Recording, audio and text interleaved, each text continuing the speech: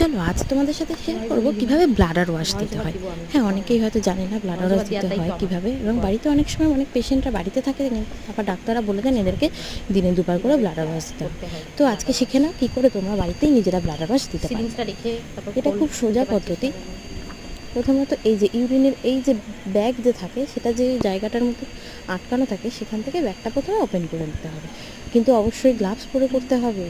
তারপরে নর্মাল এনএসের সাথে liquid Betadine মিশিয়ে ব্লাডার ওয়াশের যে 20 ml সিরিঞ্জ পাওয়া যায় সেটাতে ভর্তি করে দেন পেশেন্টকে ক্যাথেটারের যেই জায়গাটা থেকে ব্যাগের মুখটা খোলা হচ্ছে সেই জায়গাতে ওটা ভালো করে পুরোটা পুশ করে দিতে হবে, প্রায় 50 ml মতো। পুরোটা হচ্ছে পুশ করে দিতে হবে। পুশ করে দেওয়া হলে পুশ করে দেওয়ার কিছুক্ষণ পরে আবার ব্যাক পুশ করে টেনে দেখতে হবে যে ইউরিন বেরোচ্ছে কিনা। ঠিক এইভাবে ব্যাক পুশ করে দেখে নিতে হবে যে যে ইউরিনটা বেরোচ্ছে কিনা। ব্যাক পুশ করে দেখে নেওয়ার পরে ক্যাথেটারের ব্যাগটা আবার ওই যেখানে লাগানো ছিল ঠিক ওই জায়গা থেকে আবার ওটা সেট করে দিতে হবে। সিরিঞ্জটা খুলে নেওয়ার পরে মানে এই যে সেম জায়গাটা থেকে ব্যাগটাকে